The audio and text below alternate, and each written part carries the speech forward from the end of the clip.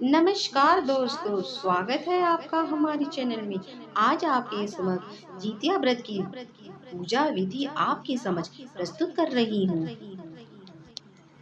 जितिया व्रत के पहले दिन महिलाएं सूर्यास्त से पहले जगकर स्नान करके पूजा करती हैं और फिर एक बार भोजन ग्रहण करती हैं और उसके बाद पूरा दिन निर्जल व्रत रखती। इसके बाद दूसरे दिन सुबह सवेरे स्नान के बाद महिला पूजा पाठ करती हैं और फिर पूरा दिन निर्जल व्रत रहती है।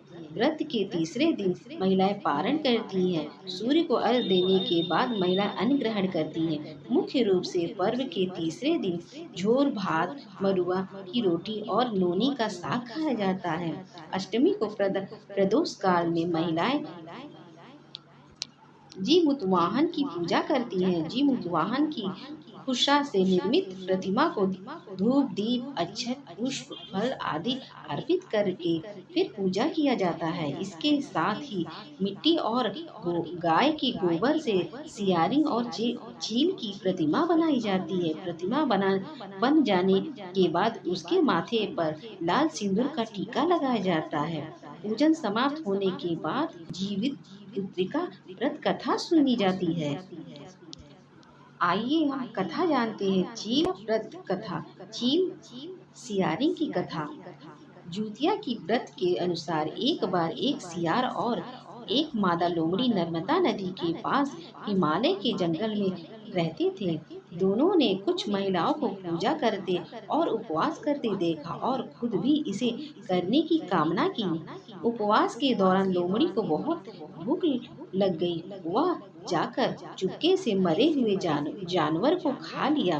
दूसरी ओर चील ने पूरे समर्पण के साथ व्रत का पालन किया और उसे पूरा किया। अगले जन्म में दोनों ने मनुष्य के रूप में जन्म लिया। चील के कई पुत्र हुए और सभी जीवित रहे, लेकिन सियारी के पुत्र होकर मर जाते।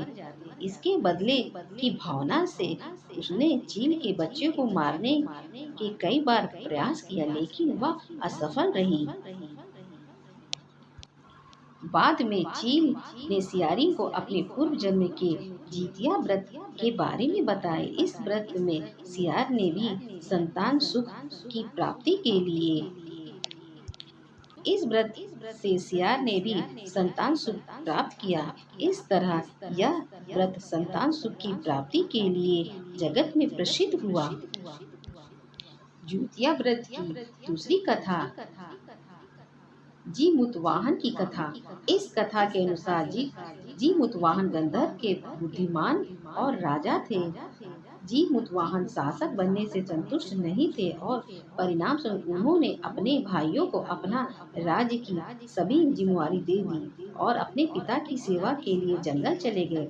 एक दिन जंगल में भटकते हुए उन्हें एक बुढ़िया विलाप करती हुई मिली। उन्होंने बुढ़िया से रोने का कारण पूछा। इस पर उसने बताया कि वह सांप नागवंशी के परिवार से है और उसका एक ही बेटा है। एक शपथ के रूप में हर दिन एक सांप को पक्षीराज गरुड़ को चढ़ाया जाता है और उस दिन उसके बेटे का नंबर था। उसकी समस्या सुनने के बाद जीमूतवाहन ने उन्हें आश्वासन दिया कि वह उनके बेटे को जीवित वापस लेकर आएंगे। तब वह खुद गरुड़ का चारा बनने का विचार कर चट्टान पर लेट जाते हैं। तब गरुड़ आता है और अपनी अंगुलियों से लाल कपड़े से ढके हुए जीमूतवाहन को पकड़कर चट्टान पर चढ़ जाता है। उसने हैरानी होती है कि जिसे उसने पकड़ा है वह कोई प्रतिक्रिया नहीं दे रहा है।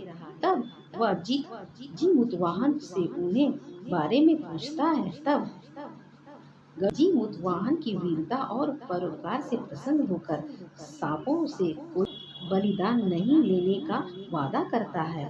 मान्यता है कि तभी से ही संतान की लंबी उम्र कल्याण के लिए यह व्रत किए जाने लगा।